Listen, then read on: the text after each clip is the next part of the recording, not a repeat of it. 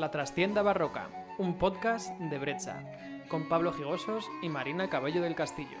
Hola a todos y bienvenido a un episodio más de La Trastienda Barroca.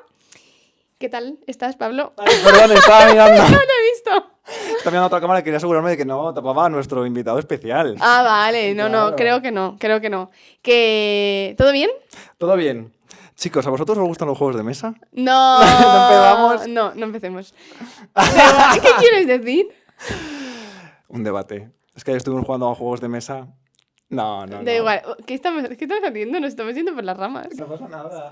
Que ayer discutimos. A mí me gustaba. Tuvimos un problema matrimonial por los juegos de mesa. Vale, empezamos otra vez. Venga, vale, no digo nada de eso. No, porque la gente no va a entender nada. O sea, vale. Sí, aquí estamos Pablo Gigosos y Marina Cabello del Castillo, que últimamente no lo estábamos diciendo. Sí. Ay, espera, Marina, es que eso ¿Qué? lo dices en cada episodio. No, es verdad. Hay que volver a empezar. Da igual, seguimos. Bueno, vamos a volver a empezar. Vale, Vale. ya, te prometo. ¿En serio? Te lo prometo. Vale. Creo Muy que divertido. eso lo hemos dicho como en 4. Así somos, o sea, imagínate. Está Vale, muy ya, bien. último. Y con ganas de entrevistar a nuestro siguiente invitado. Sí, la verdad es que hoy tenemos una persona muy especial que se llama Iram Santos. Aquí lo tenemos. Iram es un músico interdisciplinar que toca muchos instrumentos, a ver si me acuerdo de todos. Fagotista, flautista, cantante, director de coros. ¿Me falta algo? Percusionista, que además esto lo queríamos comentar Importante. porque fue la percu en nuestro CD. Sí. Y nada, muchas gracias por tu participación y gracias por estar hoy aquí. Gracias por invitarme. Pues para aquellos que no lo conozcáis, quería también contar un poquito cómo nos hemos conocido, porque Iram y yo coincidimos el primer año que yo vine aquí a la escuela, en el bachelor. Claro, aquí en la escuela tenemos, aparte de la asignatura de canto, está Vocal Ensemble, ¿no? Se llamaba. Sí. Y entonces Iram venía con nosotros también y fue allí cuando nos conocimos por primera vez, que estábamos juntos, que claro, cantaba súper bien, que yo pensaba, pero este chico, o sea, estábamos ahí, imaginaros todos, pues eso, viola de gamba, flauta, oboe, Claro, hay que ¿sabes? Que especificar cantábamos fatal. es que es un coro de los Exacto. instrumentistas, Sí, exactamente. No hay cantantes. Sí. Por eso Exacto. suena regular generalmente. Suena muy Se regular. descubre muchas voces, muchos talentos ahí. Sí. Entonces, claro, estábamos todos ahí intentando cantar como podíamos y de pronto, pues claro, Irán cantaba, se notaba que era una voz que estaba entrenada. Y eso fue un poquito nuestros comienzos. Y luego ya hemos ido coincidiendo en varios sitios, hemos hecho algún proyecto juntos, creo que con la Chetra, Sí. que tú estabas con los timbales, que era lo que mencionaba antes Marina. Y luego otra historia interesante que por eso le queríamos invitar, que es que... bueno, aquí coincide algo bastante particular, que en concreto Marina y yo, porque los dos somos, evidentemente, españoles, pero ninguno estamos bautizados, que un poco Ya. para la gente de nuestra generación en España no era tan común, o por lo menos yo lo viví así en Salamanca. Imagino que tú también, o en tu pueblo, o en Madrid sí que... Bueno, fue curioso. Cuando era más pequeña quizás sí, pero luego cuando pasé al conservatorio, que era centro integrado, ahí hay muchos Mucho como laico. yo. Sí. Total, que claro, yo al no haber tenido, digamos, en casa una educación católica o cristiana, pues claro, cuando llegas a la escuela tienes asignaturas como canto gregoriano. Entonces, ¿qué pasó conmigo? Que yo me acuerdo en clases con Kelly Landerkin, empezó a hablar de los gospels. Y claro, yo digo, ¿qué pinta aquí un coro de negras ahí? O sea, no entendía nada. Y que por cierto, ¿cómo se decían gospels en castellano? Los evangelios. Los evangelios, efectivamente. Claro, luego, bueno. Pero yo te hablaba inglés, entonces Claro, decía claro, gospel. exacto. Pero yo estaba igual de perdida que tú. Yo es Claro. que yo me acuerdo todo. Además se daban por o sea, entendía que muchos ya sabíamos cómo funcionaba. Y claro, yo también estaba muy perdida. Y yo estaba con Inés, que también es Ya. laica. Estábamos las dos perdidísimas. Sí.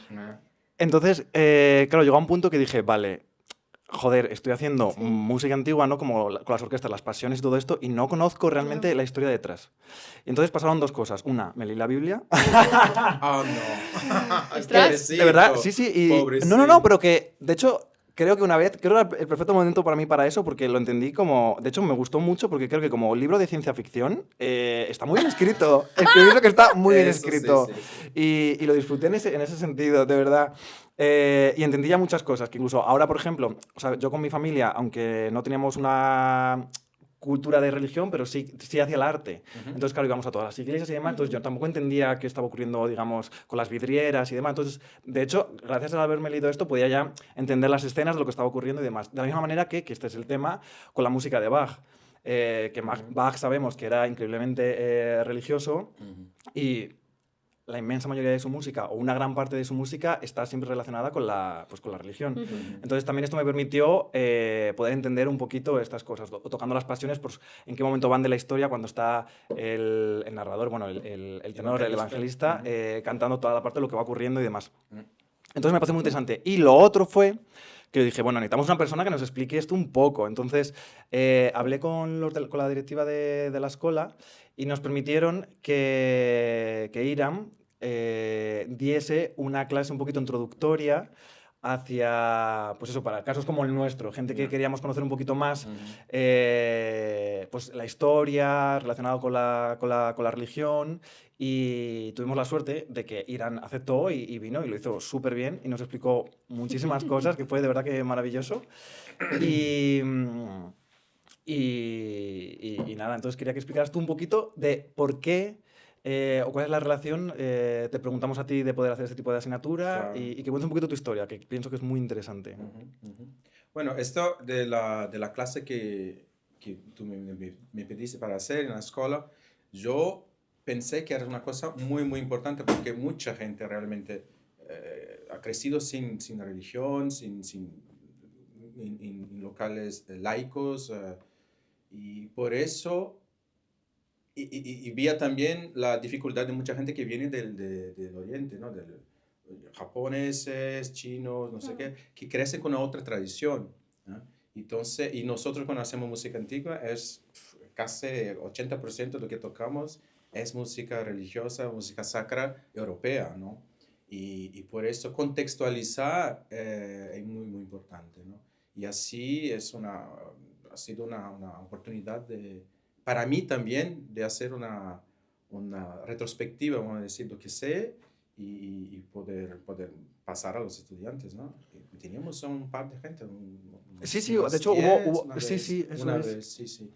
La Pero, cosa es que me quedé un poco muy específico, pero la idea es esta. Yo espero que haga algo ahora en la escuela, no sé si hay todavía, no ya lo que sé, lo no he haya. Es que preguntado. nosotros Pero ya es estamos importante fuera. saber, no es un curso de religión, Ujú, pero sobre la religión. exacto. Saber sobre, porque toda nuestra cultura es cristiana. Entonces, ¿qué es importante? Literatura, arquitectura, como tú dijiste, ¿no? Te vas a una iglesia, ver las cosas, el espacio, las cosas que están ahí, donde se hace música, por ejemplo, que es un tema que me interesa mucho, el espacio musical dentro de una iglesia, por ejemplo, ¿no? Y esos temas sí, siempre creo que saber un poco sobre religión ayuda a entender y a hacer música completamente diferente, ¿no? Totalmente. Exacto. Espera, porque un dato importante que no os ha mencionado, que es con respecto a ti, que la gente tiene que saber, y por qué, que aunque seas músico, vamos, que eres músico, perdón, pero que anteriormente también estuviste en un monasterio. Sí. Que este dato creo que es importante para que la gente vea Exacto. un poco Claro, es que además no lo hemos explicado Sorpresa. y por eso no estamos hablando de estamos hablando de este Claro. tema, pero no hemos explicado el por qué lo estamos hablando contigo. Exacto. A mí, vamos a ir un poquito al principio para empezar a contar a tu historia de una manera un poco escalada. Vale. Vamos a empezar. ¿Cómo comienzas con... ¿Cuál fue tu primer contacto con la música y cómo te metes en el mundo de la música? Vale.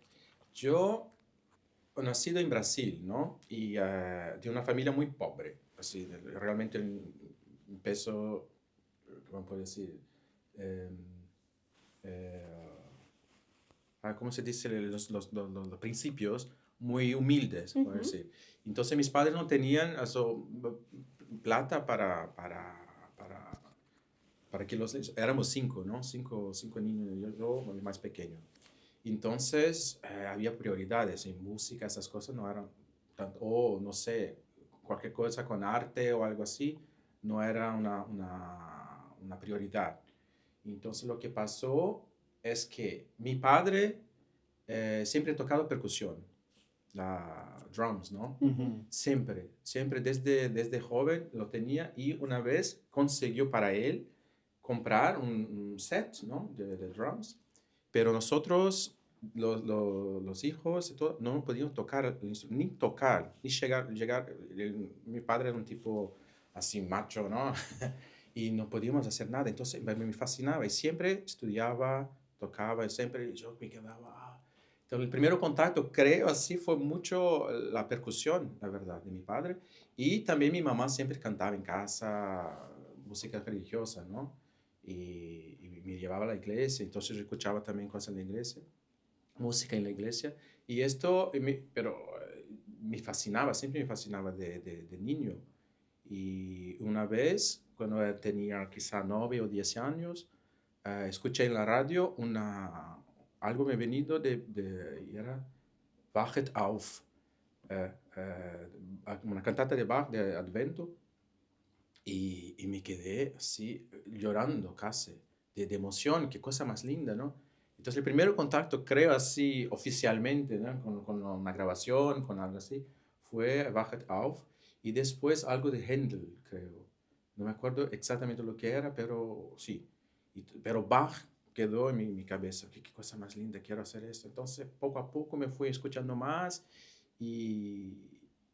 pero quería estudiar, quería hacer música, pero no podía, ¿no? Entonces, ¿qué pasó? Yo empecé a cantar en un coral de la ciudad y ahí sí, se fue poco a poco y venía que era mi vida. Y cuando entré al monasterio, entonces pude cantar gregoriano, aprender un poco más de teoría y esas cosas. Y así desarrolló toda ¿cómo puede ser? Mi historia musical, ¿no? Y ahí también, la primera vez que he visto un órgano no solo el órgano de verdad, ¿no? Como tubos, ¿no? ¿Cómo se dice? Sí, sí. Sí. Y eso sí, me encantaba. Y era siempre Bach, Bach, Bach, Bach, que tocaban en la iglesia, porque no acompañaba, el órgano no acompañaba a la gente, era siempre los monjes, ¿no? Acompañaba siempre el canto gregoriano y al fin tocaba una tocata o una fuga. Y esto, yo decía, qué cosa más linda, ¿no? Pero yo estaba haciendo música ya dentro del monasterio, entonces estaba muy, puede ser completo, ¿no? No necesitaba estudiar más, ¿no? Porque vivía dentro de la música ya. Pero te quería preguntar, ¿dirías que, o sea, por qué vino tu vocación monástica? ¿O de alguna manera estaba relacionado también con la música o era para poder estudiar música? O sea, ¿cuál es un poco la relación de cómo llegaste a decidir de quiero ir a un monasterio? Sí. Yo creo que hay unas razones, ¿cómo puedo decir? Unos motivos conscientes e inconscientes. Motivos conscientes eran, yo quería salir de mi casa, porque para mí era casi un poco una prisión, así. No podía hacer nada. ¿Ah? No teníamos condiciones también de estudiar, de hacer nada. No había mucho diálogo. Somos una familia muy, muy especial, voy a decir. Y yo quería salir de ahí, ¿no? Pero esto creo que era la cosa consciente, ¿no? Porque la iglesia para mí fue un medio de salir, salir, ¿no? justamente, ¿no? Entonces yo estaba en la iglesia con gente maja que me gustaba a mí, que estaba interesada en mí, y yo escuchaba música, cantaba, hacía muchas cosas dentro de la iglesia. Entonces era el ambiente que me gustaba. Entonces, bueno, entonces puede ser cura. Inconscientemente era la cuestión de homosexualidad, ¿no? Entonces, yo era un adolescente que decía, bueno, la cosa que no era muy, muy, muy presente, que no quería casarme. Esto estaba muy seguro. No sabía por qué, pero no quería quedarme con una chica o lo que sea. No, yo quería ser cura. Porque inconscientemente creo que es esto, porque no te preguntan cuando estás en el seminario o lo que sea, ¿dónde está tu novia, no? O no sé qué. Y con las chicas, ¿qué pasa? No sé. No tenía estas conversaciones, ¿no? Y esto inconscientemente creo que era así, un lugar que podría ir, que no tenía estrés social, ¿no? De hablar de mí, que no necesitaba hablar de mí. Y que eras libre. Y que era libre. Y que la verdad si pensamos así históricamente, muchas mujeres cuando entraron en el pasado tiempo barroco, medieval también, entraban en el convento para aprender, porque las mujeres no tenían acceso, ¿no? a la educación, decíamos así. Ujú. Y una vez dentro del monasterio, sí, estas podrían aprender todo, filosofía, como un hombre normal, ¿no? Y librarse con suerte de casarse con un señor. Exactamente. Entonces, hay mucho de eso. Mucha gente que entraba en el monasterio, que está en la vida religiosa, era una forma de salir de su condición. Y yo creo que inconscientemente era mucho esto. Pero me gustaba, era una cosa que quería hacer. Nunca fui forzado, nunca me forzaron a hacer nada. Me fui libremente y encontré felicidad, realmente. ¿Con qué edad entraste? Entré con el año que completé 18 años. Sí. Yo tenía 17 en enero, porque yo completaría en marzo, en enero, y yo imploré, realmente, me imploré como, por favor, me deja entrar, yo quiero entrar con todo mi corazón, con toda mi alma. Y yo, vale, entonces entras aquí con 17, porque normalmente no se podía. Y me dejaron entrar en enero. Y después en marzo me completé 18. Ah, ¿Y cómo era la educación musical que recibías allí? Bueno, dentro del monasterio, la cosa que tú cantas del principio del día hasta el fin del día. Eso es una cosa normal. Entonces nosotros teníamos, y canto gregoriano siempre, ¿no? Teníamos canto gregoriano oficialmente con es muy interesante eso, una señora que era bueno, se dice monja, ¿no? Pero era una monja que está en el monasterio, una sœur, ¿no? Que era una agustiniana que se llamaba Mère Marie du Rédempteur. Y esta señora era inglesa y entró en un convento agustiniano en Bélgica en el tiempo de la guerra. Una señora de la Segunda Guerra, ¿no? Y una inglesa, entonces hablaba francés en Bélgica. Y ella era apasionada por el canto gregoriano y en un momento dado se fue a Roma a estudiar con don Eugène Cardini, que era un monje de Solesmes, que Solesmes era el centro, desde el principio del siglo XX, centro de los estudios gregorianos. Y él fue muy, muy importante, por ejemplo, el graduale triplex que tenemos hoy, que se aprende en la escuela y todo, ¿no? Eso es la obra de don Eugène Cardini. Y ella, mi profesora, era su secretaria o trabajaba con él. Sí. Entonces, para mí, tengo mucho orgullo de decir, Sœur Marie de Rédempteur era mi profesora. Entonces, teníamos así una hora todas las semanas. Y también técnica vocal. anda. Siempre tenía para los novicios, para cantar un poco mejor el coro. Sí. Claro, luego viene a Vocal Ensemble Ah. con nosotros. Eso, hay que aprender a cantar. Quien canta, toca mejor. Pero ¿y cómo era la vida allí? O sea, ¿todos llevabais una rutina igual? Por ejemplo, Ujú. ¿todo el mundo tenía que aprender música?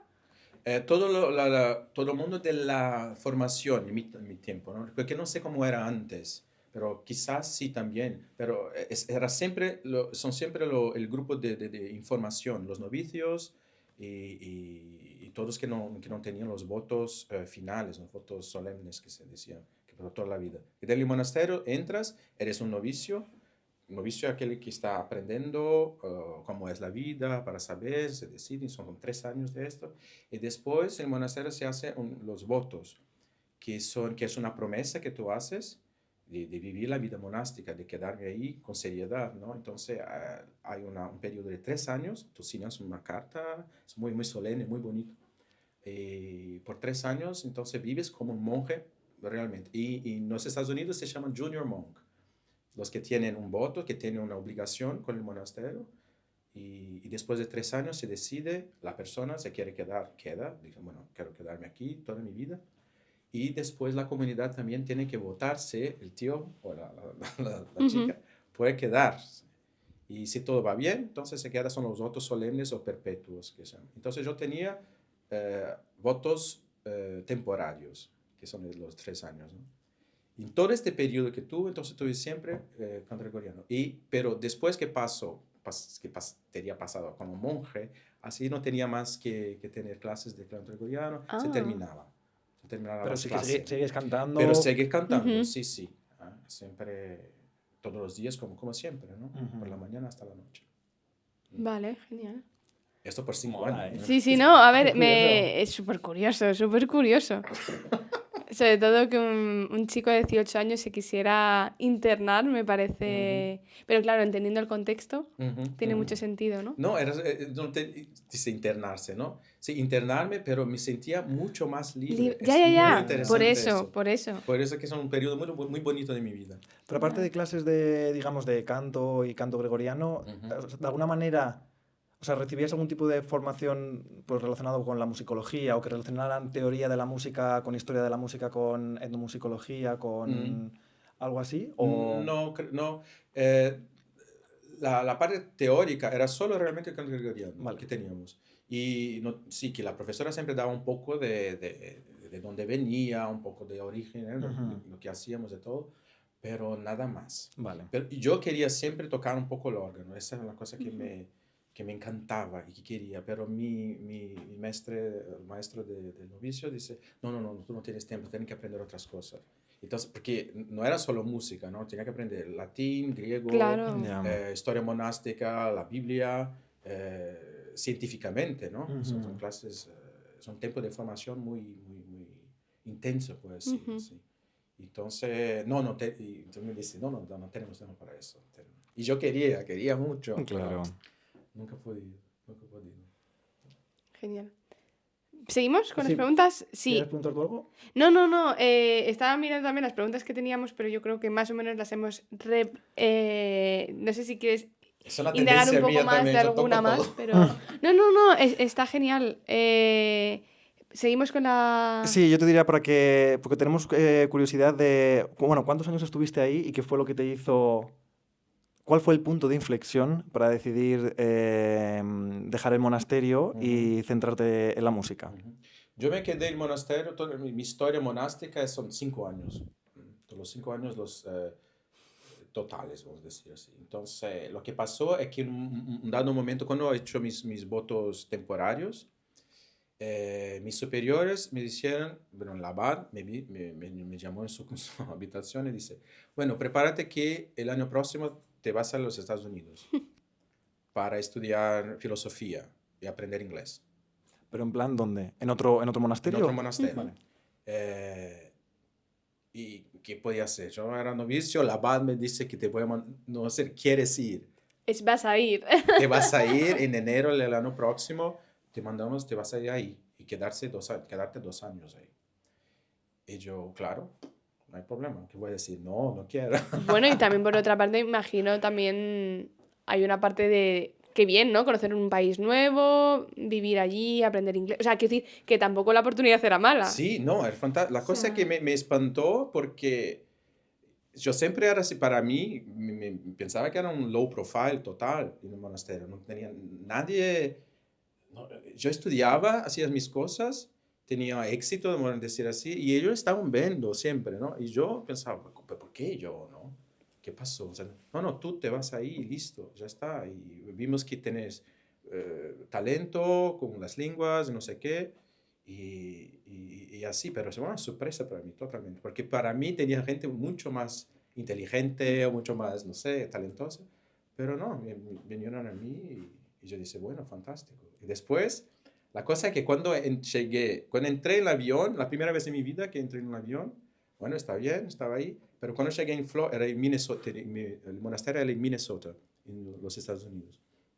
Entonces, para llegar ahí, tienen que pasar por Florida, hacer ¿cómo se llama? Es un cambio de aviones. El transbordo, sí. Transbordo, eso. Entonces llegué en Florida, creo. Sí, Florida. Y me he dado cuenta una vez que tenía que cambiar, pero no sabía, yo no ni sabía de esto. ¿Y estabas solo? Solo, y no sabía, estaba solo. Y a donde iba la gente, pensaba, que llegué, ¿no? Llegaba. Ay, Y pobre. después teníamos que pasar por los customs, ¿cómo dice? Para ver los papeles, lo que sea. Sí, Ah, las sí. Y ahí me he aduanas. dado cuenta, ¿dónde voy? Y miraba las cosas todo en inglés. Ahí sí, la conciencia me ha venido. ¿Qué ha hecho? ¿Y ahora qué hago? Entonces empecé a preguntar a la gente, que eran brasileños que estaban ahí, ¿no? Ya. ¿Dónde tenía que ir? Y yo decía, bueno, ¿dónde tienes que ir tú? Yo, bueno, tienes que ir aquí. Me mostraba. Y se fue así. Y fui haciendo uno después de otro, una cosa después de sin desesperar. sin desesperarse. La cosa que ¿cómo se llama?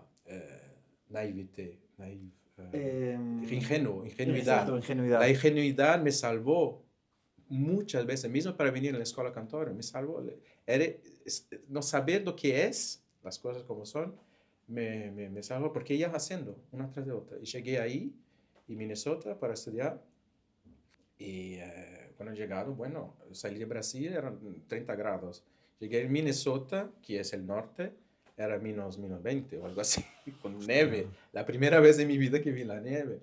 Entonces todo era nuevo. Entonces realmente era un momento que, como hablamos antes, que era una otra página de mi vida. Realmente fue una otra página. Entonces, ¿cuál era la pregunta? Me fue un poco fuera. El punto de inflexión. Sí. Entonces ahí me quedé 2 años estudiando inglés y fue también ahí la primera vez que me he dado cuenta que tenía que ver la cuestión de mi sexualidad, ¿no? Porque finalmente la formación, porque yo estaba toda aún en formación, y mi maestro de novicios, yo tenía que hablar con él todas las semanas, por 1 hora o algo así. Un poquito de inglés que tenía, pero tenía que hablar con él. Y una vez me dice, bueno, la próxima vez que viene puede ser más concreto. Y dice, bueno, ¿cómo es concreto? Cuando hablas de ti, siempre hablas, nunca me hablas, estoy feliz hoy. Siempre hablas de la felicidad.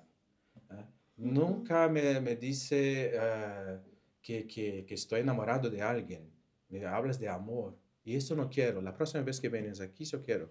Hoy estoy feliz. Hoy estoy, no sé, nervioso, lo que sea. Yo estoy enamorado de alguien. Que sea un chico o una chica, para mí da igual. Pero tú tienes que hablar de eso.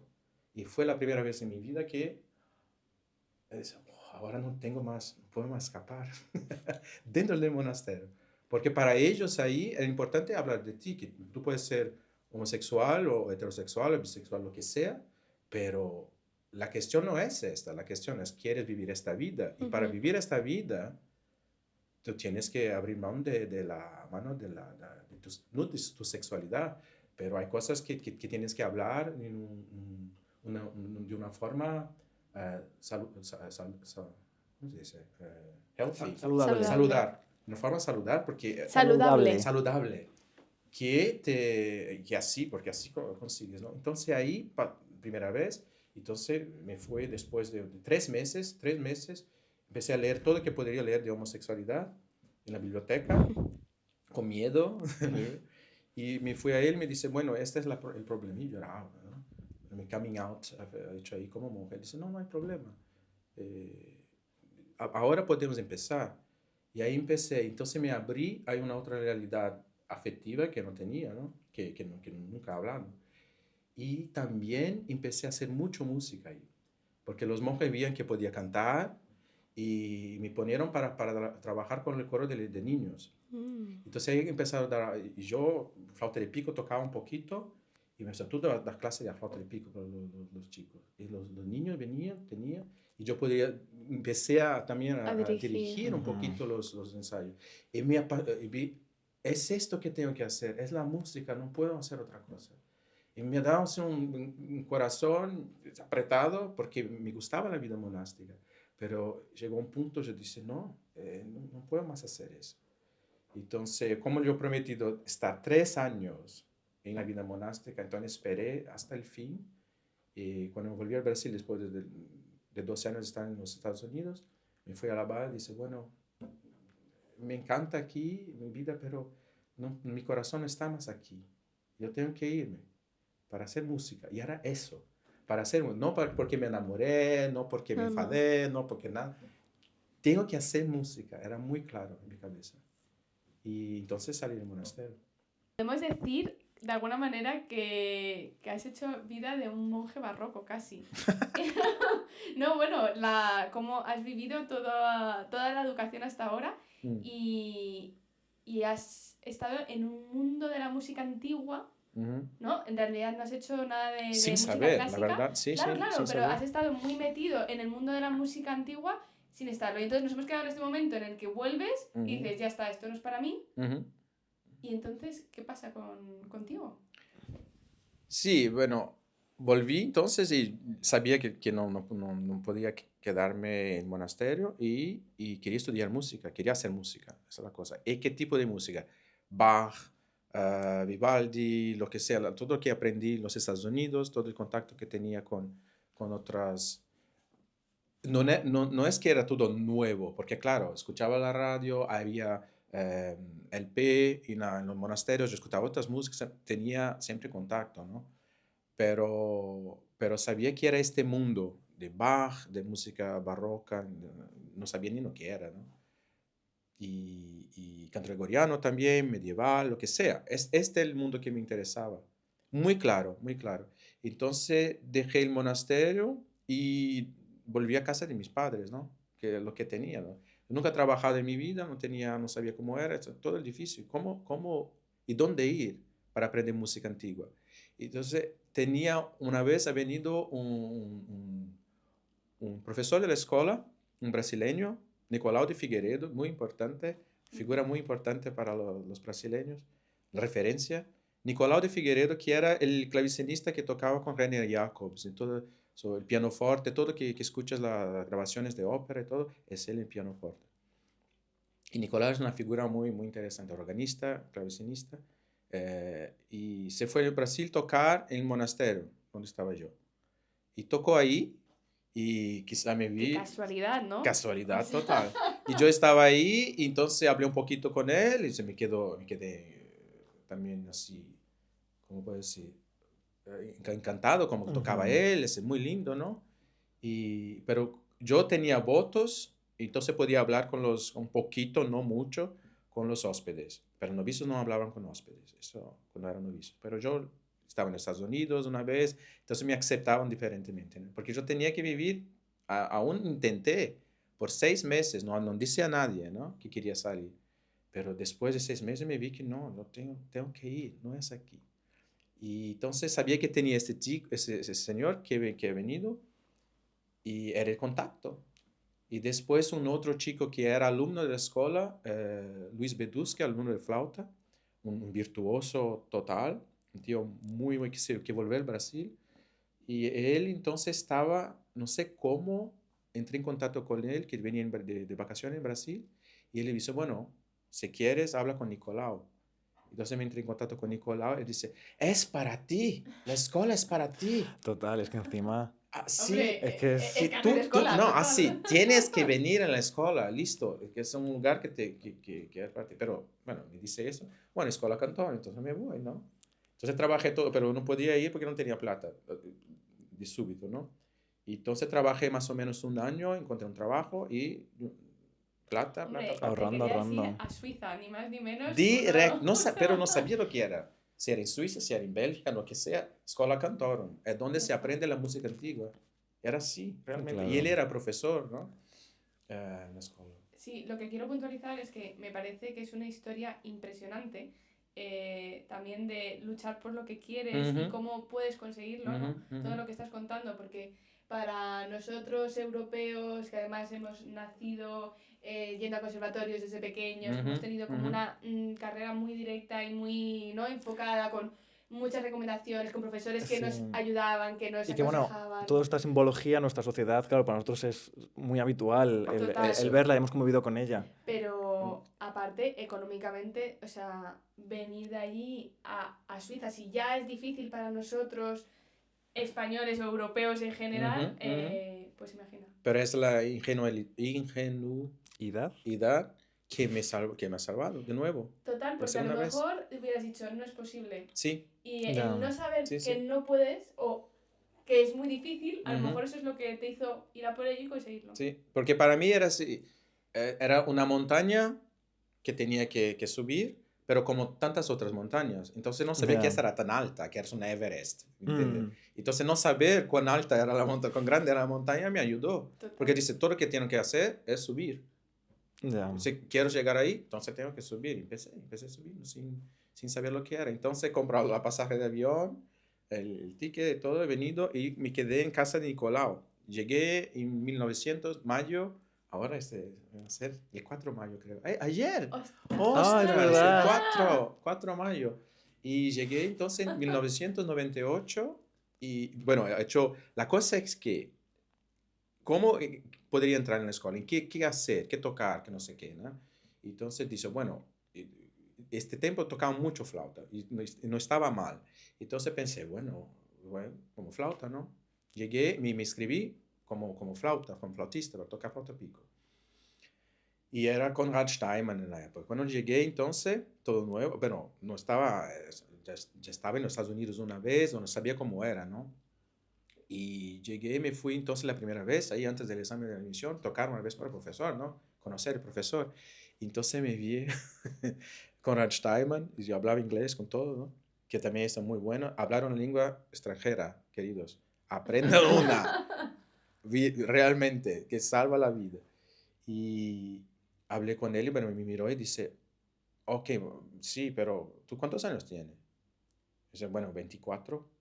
Ah, yo creo que no va a funcionar contigo porque es muy tarde, está muy viejo. La gente viene para flauta de pico muy joven, ¿no? Y yo dice, señor, lo que está me diciendo, porque en los papeles que de la escuela, y toda la inscripción, no hay límite de edad. Entonces, por eso que me inscribí. Yo dije, no, pero es una cosa normal, no se escribe, pero se sabe. Bueno, pero yo me miré en sus ojos, el pobre, que no tenía culpa, ¿no? Eres el mensajero, ¿no? No era la verdad.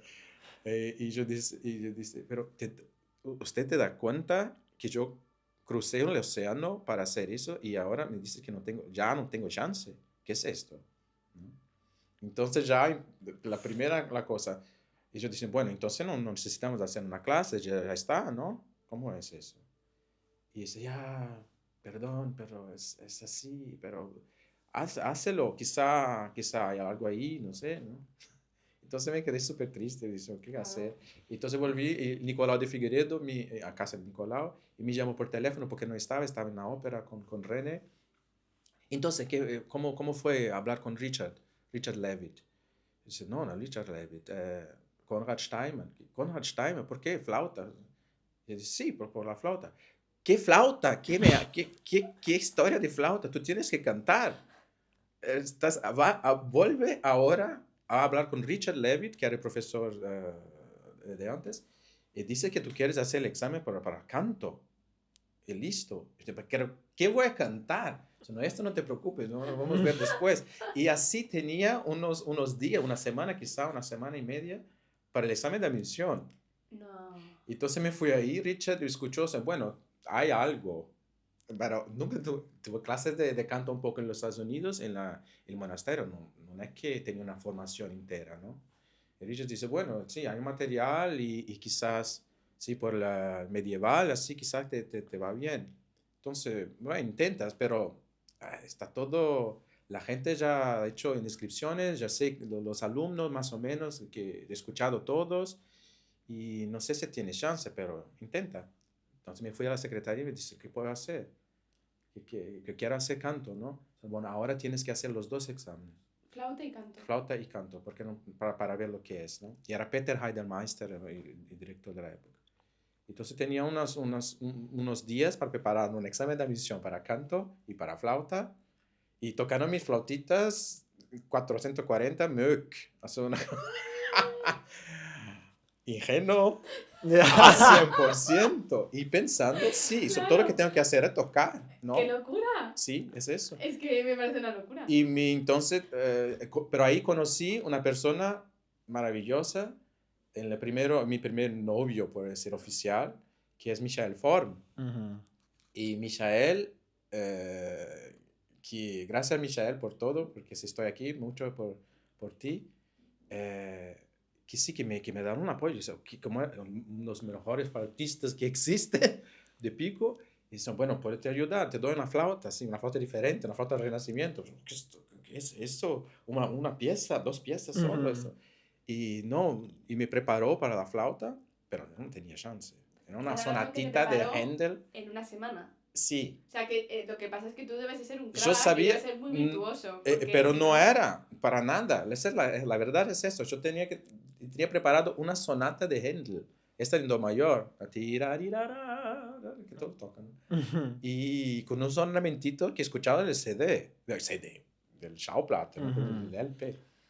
Y entonces, me he dado unas piezas con percusión. Después he venido Araceli, que es una cantante fantástica también, ¿cómo se llama? De Galicia, y que hablaba un poco de portugués, entonces fue bueno para mí, ¿no?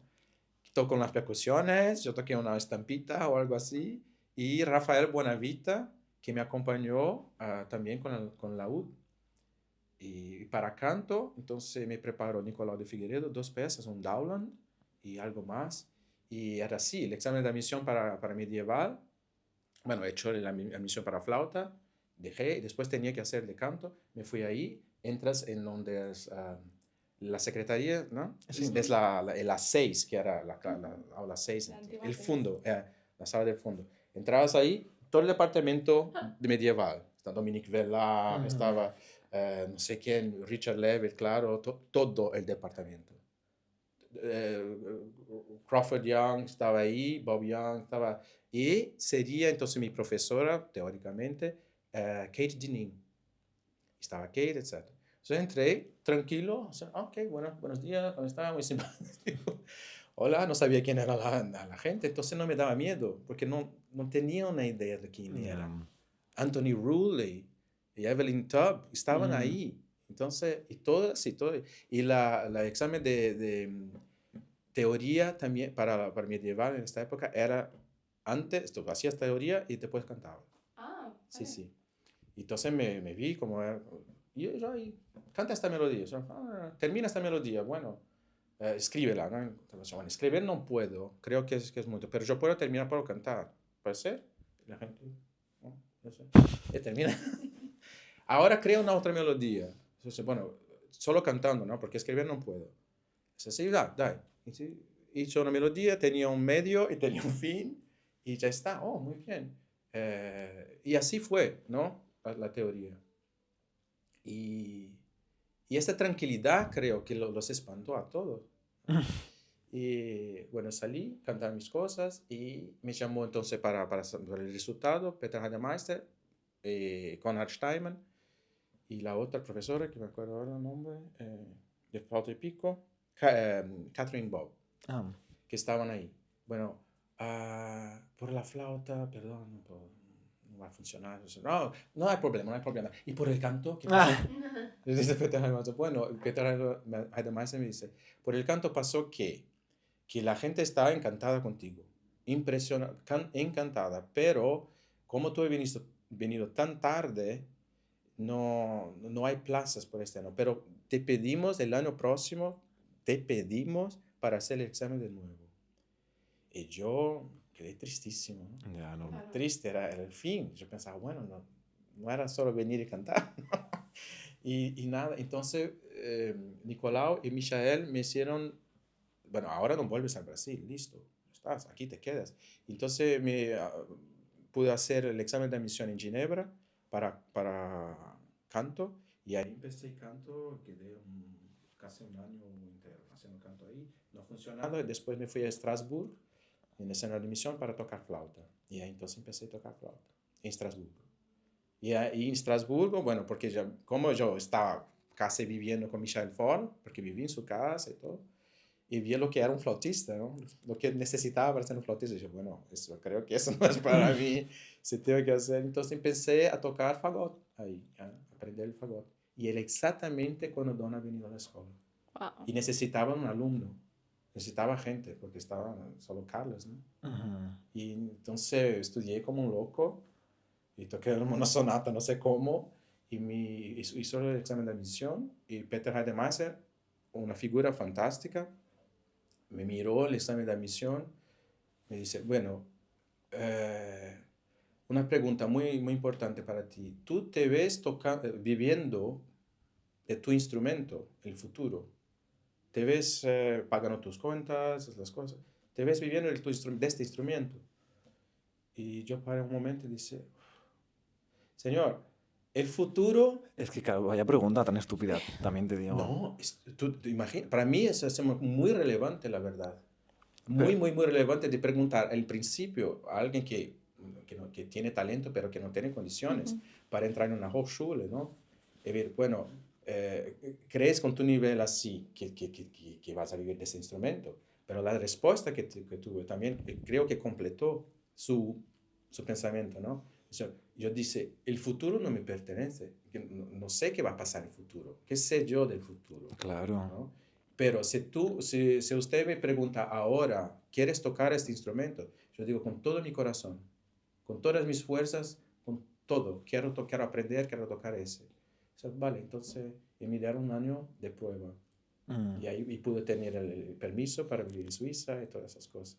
Pero era por el apoyo de Michael Form y de Nicolau también que pudo, pero naive, ingenuo, del principio hasta el fin. Y hasta aquí. Y ¿no? después, de hecho, hasta aquí. Y una vez que ya estaba dentro de la escuela, sí que florecí, pues, sí, que podía hacer todo lo que quería, la verdad. Incluso el favor. Me fui lejos, ¿no? No, pero es que es súper interesante. A mí me parece Esa era la historia, impresionante. sí, muy Mira, me concentrada, parece muy- brutal tu historia, Sí, o sea...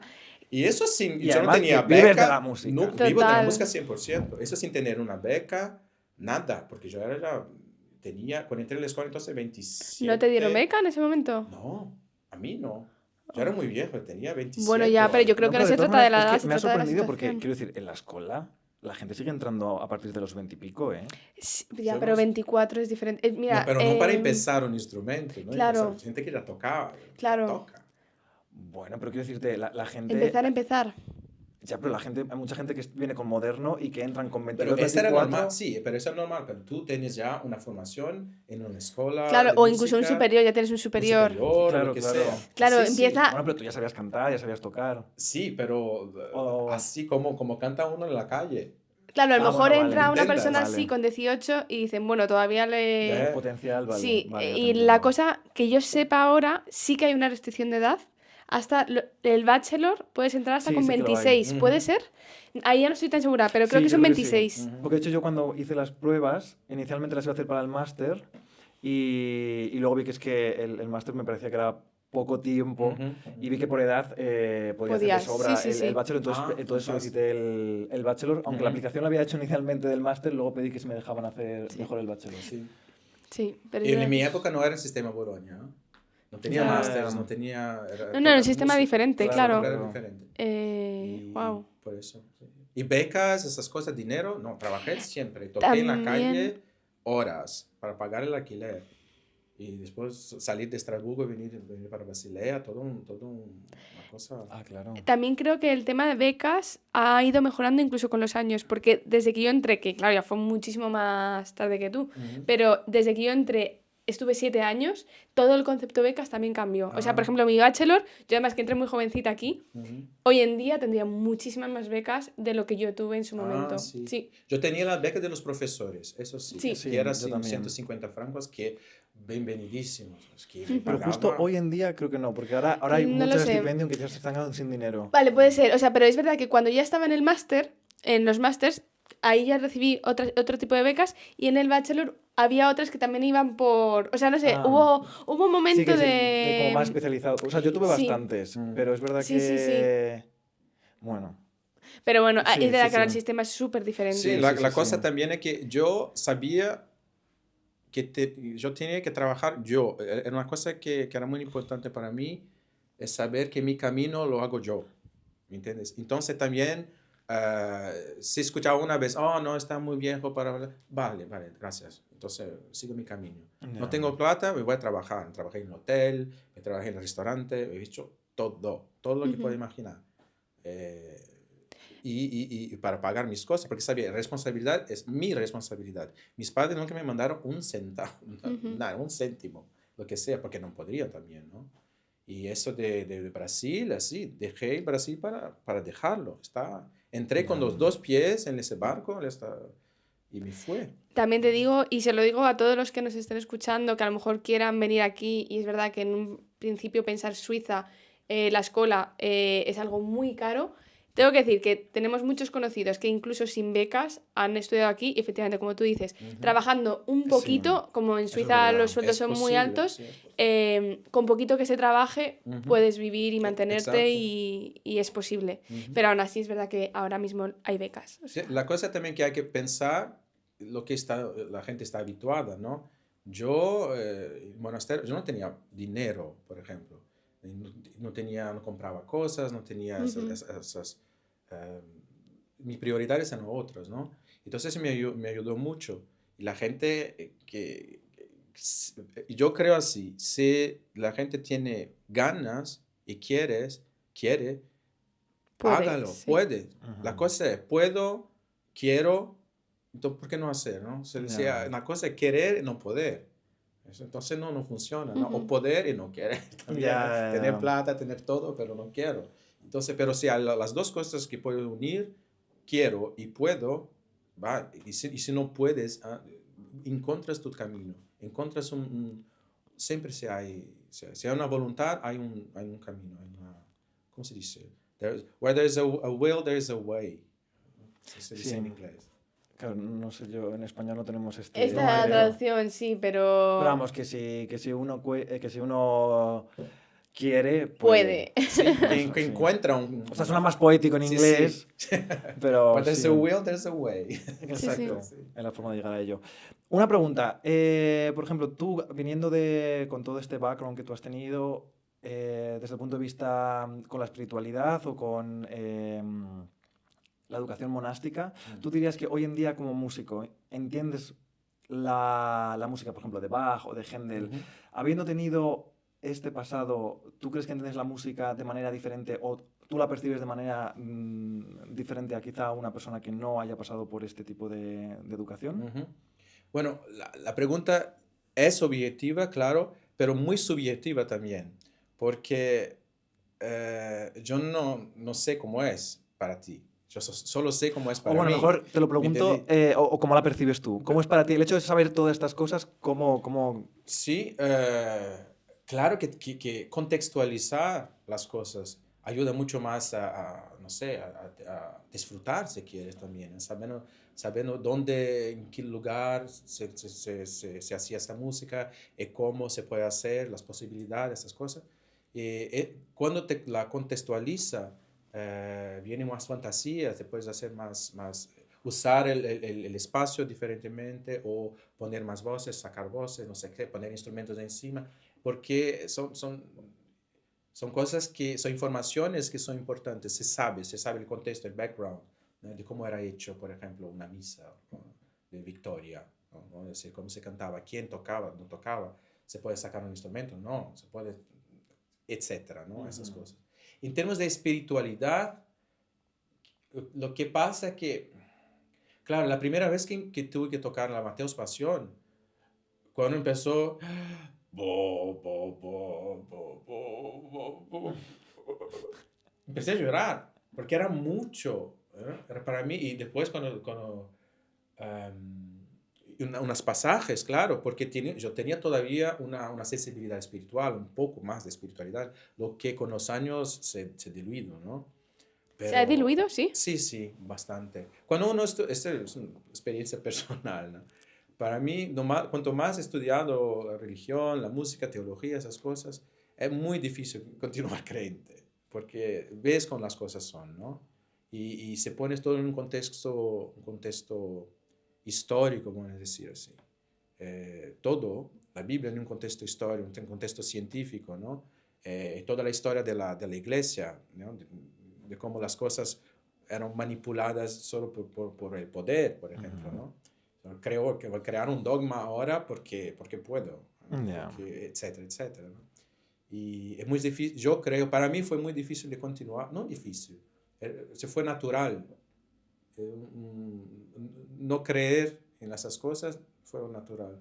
Pero cuando habla de espiritualidad, por ejemplo, es difícil también, pero hay gente que tiene una manifestación interna, no sé, que podemos decir espiritual, sin tener religión. El amor, por ejemplo, que siente por alguien, ¿no? O éxtasis, ¿no? Cuando estás tocando ahí. te encantas estar dentro. Esas están en la parte, en realm, ¿cómo se dice? De la espiritualidad. ¿no? Entonces, esas cosas, cuando digo siempre en mis coros, esos son sentimientos, cuando hacemos una misa o algo sacral, ¿no? Con el coro que no es de iglesia. Si vosotros creen o no, es irrelevante en las palabras que están ahí. Pero estas palabras son sentimientos humanos.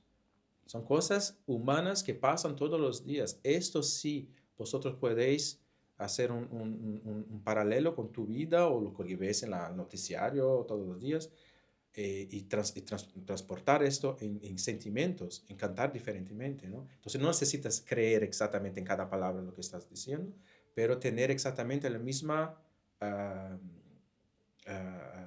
tensión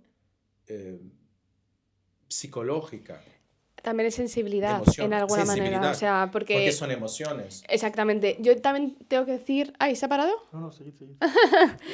Tengo que decir una cosa a favor de la religión, a pesar de, como hemos dicho antes, yo Esa soy frase laica. ya me suena fatal. ¿Por qué? A favor de la A religión favor, no, que... urticaria. No, bueno, pues mira, yo lo digo sin ningún problema. Me parece que la religión tiene conceptos muy bonitos, como por ejemplo, creo que la comunidad que se forma, yo por ejemplo siempre me acuerdo cuando la gente hacía la comunión y yo no la hacía, y yo decía, por una parte pues me daba envidia y toda la comunidad que creaban, y yo quise pertenecer a eso, ¿no? Sí. Y el amor, y todo lo que enseñan en base es bonito, o sea, Sí. quiero decir, el no ser egoísta, el compartir, o sea, quiero decir, tiene... El odio a los homosexuales. Vale, no estoy hablando de eso, estamos hablando de las No, cosas bonitas. exactamente las cosas que tiene bonitas, cosas, porque que tiene sabemos cosas lo que buenas hay, sí. y que yo creo que también quiero enseñar eso a mis hijos, es decir, a no ser egoísta, a compartir, o sea, esos conceptos creo que a todos nos parecen bien. Pero, entonces, hablando de la comunidad que tú tenías, que tú, o sea, imagino que pertenecer a un monasterio es pertenecer a una comunidad en el que te sientes muy incluido y formas parte de ello. ¿Qué pasa tú cuando vienes a Suiza? Porque también imagino que esa soledad en parte también de salir de una comunidad, de meterte en un país nuevo. ¿Cómo fue para ti? Basilea es también una burbuja, ¿no? En la escuela, quiero decir, la escuela es una burbuja, yo siempre lo he dicho. Pero ¿cómo fue para ti ese cambio? Yo tengo un amigo, bueno, tenía, que se murió, que me decía, tú saliste del monasterio, pero el monasterio no salió de ti. ¿Entiendes? Sí. Entonces, se fue, pero es monasterio. Y esto es una verdad. Cuanto más ahora, más viejo que estoy, veo que es mucho más presente. Para mí, un mundo, alargando un poquito, no, ¿cómo puede ser? Resumiendo todo. Para mí, un mundo, no perfecto, pero un mundo más tranquilo, un mundo más pacífico, puede ser un mundo con más comprensión, es un monasterio. Es un mundo si toda la gente fuera monje una vez o viviese en un monasterio en este contexto, el mundo sería mejor.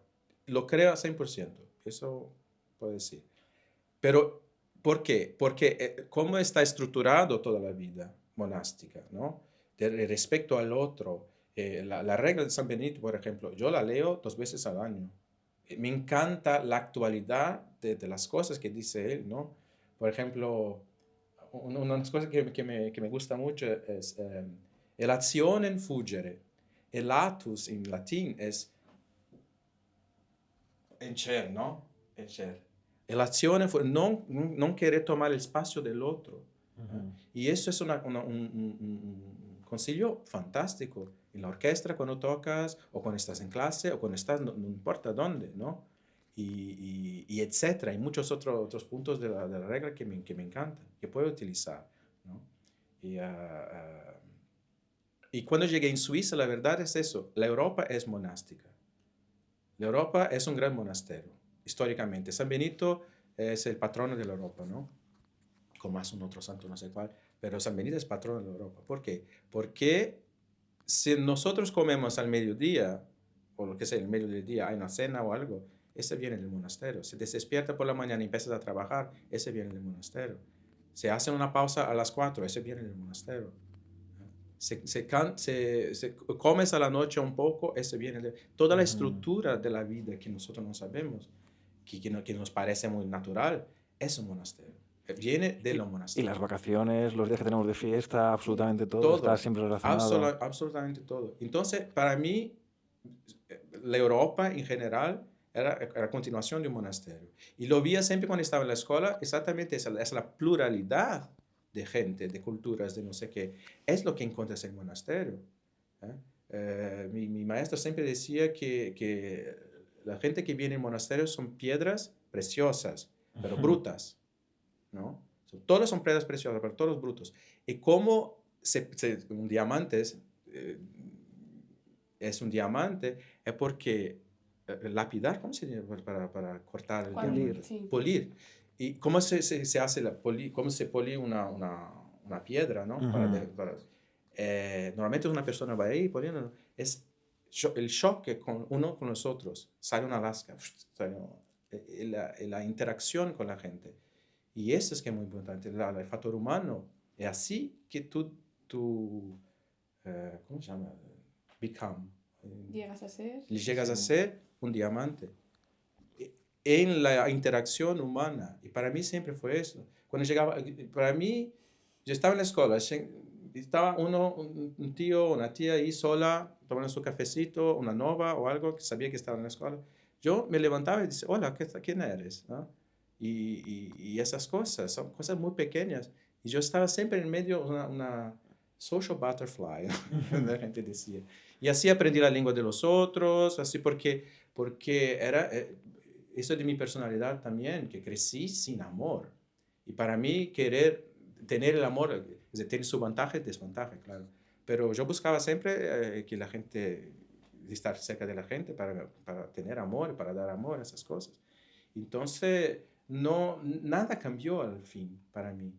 Es una cuestión de crecer, pero yo he venido, claro, ya con una edad un poco más una vivencia, ¿no? Y la gente que viene aquí son jóvenes, gente joven que no entiende los códigos, vamos a decir, aún no entiende los códigos. Y tener una formación antes, sí, ayuda mucho, me ayudó mucho a comprender un poco más, pero sí, a entender también mis defectos, lo que tenía, mis frustraciones y todo, ¿no? Queríamos preguntarte, porque vemos que tienes ahí un libro que tocas bastante. Ujú. Imagino que querrás comentarnos sí. o quizás recomendar a la gente que nos está escuchando y viendo. Bueno, ese libro cuando he venido, yo lo tenía hace mucho tiempo, se parece nuevo porque compré un nuevo, porque el mío viejo, no sé dónde quedó, que es este libro aquí, que es The Forms and Orders of Western Liturgy from the 10th to the 18th Century. Importante el subtítulo, A Historical Introduction and Guide for Students and Musicians, by John Harper. Súper interesante. Sí, sí. Muy, muy, muy importante. Y esto, ¿por qué? Porque aquí hay todo, es mucho más inglés, la tradición de toda esta época, más en Inglaterra, en Gran Bretaña, ¿no? ¿Te refieres del repertorio, de lo que habla en general? Sí, más o menos, y de creencia también, porque después habla vale, pero los ritos, la verdad, antes de Trento, el Concilio de Trento, eran muy variados. Entonces, mismo la misa, la estructura de la misa es diferente en cada país, ¿no? Y aquí está muy direccionado más para la Inglaterra, ¿no? Pero lo importante de aquí es que todos los textos de la misa o de los oficios o lo que sea están aquí con traducciones en inglés y la explicación de todo, y también lo que es liturgia, el principio, ¿no? Pero es muy científico, habla de las reformas, que son muy importantes, ¿no? Una parte que me fascina, las reformas, ¿no? Protestantes. Y después habla de la contrarreforma y la música, cómo se quedó, en fin, fantástico libro. Ese me ayudó mucho para muchas otras cosas, ¿no? Entonces también es una buena introducción. Esto todos tenemos que tener, porque hacemos que 80% de la música que hacemos, como decimos, es música sacra. Y esto hay que estar en todas las bibliotecas de los músicos, de música antigua también. Pues os lo dejamos abajo para que podáis, para que podáis ir y comprarlo. Y luego, CD que recomiendes. CD.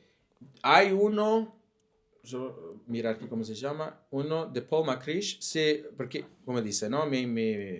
Soy fascinado por la reforma protestante. y hay uno de Paul McCrish, Pretorius Christ Mette, que es la misa, una reproducción, una reconstrucción de una misa, de un servicio luterano barroco, bueno, barroco, antes de barroco, früh barroco, ¿no? Que se llama, con obra de Schein, de Pretorius. Entonces reconstruyeron toda la cosa y mismo con las partes habladas, ¿no? Porque se descontextualiza mucho. Los conciertos para mí son siempre un poco descontextualizados. Canto una misa de principio al fin, pero no era así. El medio de las... había cosas, ¿no? Ahí se puede construir un concierto diferente, ¿no? Pero una cosa que va... Una pieza sacra que va del principio hasta el fin, eso no me interesa. Y aquí está contextualizado, muy, muy bien hecho, lindo, tocado, muy, muy, muy lindo. Y sí, Paul McCrish, que es el Gabriel Concerts, Pretorius Christ Mette. Genial. Y Os un dejamos otro- el enlace, sí. y un otro para canto gregoriano, que también es una pasión mía. Claro, Dominique Vellard tiene... Por supuesto. Sí, que yo he tenido unas clases con él de solo interpretación, que venía ahí y nos daba clase. Pero si no, tengo un profesor muy, muy bueno en la escuela, una persona, un genio, se llama Luca Ricosa, que no sé si todavía da clases en Ginebra, pero este señor me tocó mucho. Pero ese es de Dominique Vellard, es no lo encuentro ahora, pero son las composiciones de Notker, que son unos tropes o algo así, que le encontraron en los manuscritos de St. Gallen, que es el monasterio en Suiza, sí. que no es más un monasterio, pero es un Stiftung, ¿no? St. Gallen.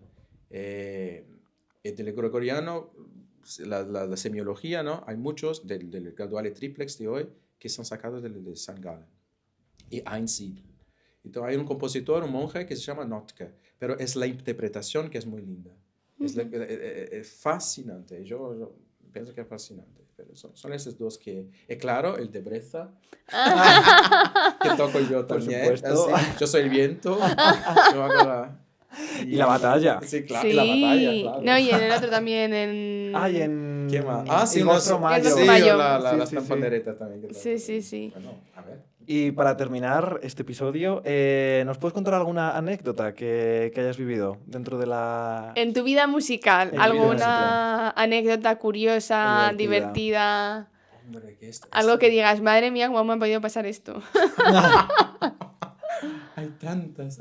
Yo siempre, en las orquestas, por ejemplo, siempre fui muy directo. La verdad es que yo tuve así mucha suerte de tocar con gente que conozco mucho. Sí, era muy... La Chetra, y todos los músicos son gente, amigos de mi época, ¿no? Y es muy lindo. Entonces, hay una intimidad, mismo con Marcón, con el profesor, que era mi profesor de dirección también un poquito. Una anécdota, pero es una cosa pequeña. Estaba ahí con mi ordenador, estaba, no sé, buscando algo para mi coro, no sé, una pausa, tocaba timbales, ¿no? Y estaba dentro, así, lejos, y él estaba ahí, ¿no? Y yo en el computador, porque no el ordenador, porque no tenía que tocar. Pero Andrea Marcón quería que yo tocara ahora, ¿no? Toca esto ahora, con un experimento, ¿no? Y empezaron a llamar, Irán. Y yo, no tengo que tocar, entonces no hay nada. Irán. Y yo, ¿qué? Que estoy hablando contigo. Sorry, I was looking at a porn here in my... Y yo dice, la orquesta se ríe todo, ¿no? Para solo, esa es la historia Pero de mi esto, vida. Andrea. Es un chiste, Ya, pero no ya, era, claro. claro. Pero es solo un chiste porque estaba, ¿cómo se dice? Embarrassed, ¿no? Sí, avergonzado. Tenía vergüenza, ¿no? Hostia, que estoy haciendo una otra cosa. Hoy lo ve la gente con Los móviles. los móviles, horrible. Yo creo que eso es horrible. Eso no existía en mi época, ¿no? Pero yo tenía algo, no sé, escribí un email o algo así, entonces estaba ahí nervioso y empecé a escribir, pero... Y te pillaron. Para no decir que estaba haciendo otra cosa, yo, no, I'm watching a porn. You know, so I finish. What? Bueno, para aquellos sí, que imagino que se ha entendido, ¿no? Te pondré En subtítulos, inglés. podemos poner subtítulos, si no. Ah, vale. Bueno. Bueno, pues claro, la gente que nos está oyendo que no nos está, el que decía que estaba viendo porno. Pero de hecho me parece una respuesta maravillosa para esa situación. Sí. porque por lo menos consigues que se meen de la risa. Sí. Me parece una salida maravillosa. Pero yo pude también hacerlo porque la gente me conocía. Ya, Claro, bueno, en un no, contexto yo a lo no mejor ya- que no conoces a nadie Exacto. es un... No, que eso no Claro, es- claro. eso, ¿no? Pero esto nunca me... Sí, Nunca oye, me qué olvido. maravillosa. Sí, bueno, Ira, me ha sido un placer hablar Sí. contigo y conocer tu historia. Placer mío. Y siempre. espero que a todos los que nos oyen, escuchan, ven, lo que sea, pues que sean... yo creo que eres una inspiración para todos. Espero así que que sea exactamente eso. aquí os dejamos esta historia. Y algo que quería comentar para la gente que nos ve en YouTube, por favor, seguidnos, porque Es verdad, nos nunca lo hacéis decimos. un favor siguiéndonos. No, Sí, no, por favor. Suscribiros al sí, canal. suscribiros al canal, que nunca lo hemos dicho y es importante para Porque nosotros. es verdad que estamos haciendo este proyecto ya desde hace tiempo Sí. y nos lleva muchísimo trabajo, nos lleva mucho esfuerzo y la verdad que sería un apoyo muy grande si Exactamente. pudierais echaros una mano en este sentido. Porque, bueno, Sí, ya está. ya está, sí. Así Tampoco hay que que... ponerse dramático. Que me gusta un Suscribiros. drama a mí. Pues nada, nos vemos en el siguiente y muchas gracias por estar aquí. Adiós. Chao. Wow.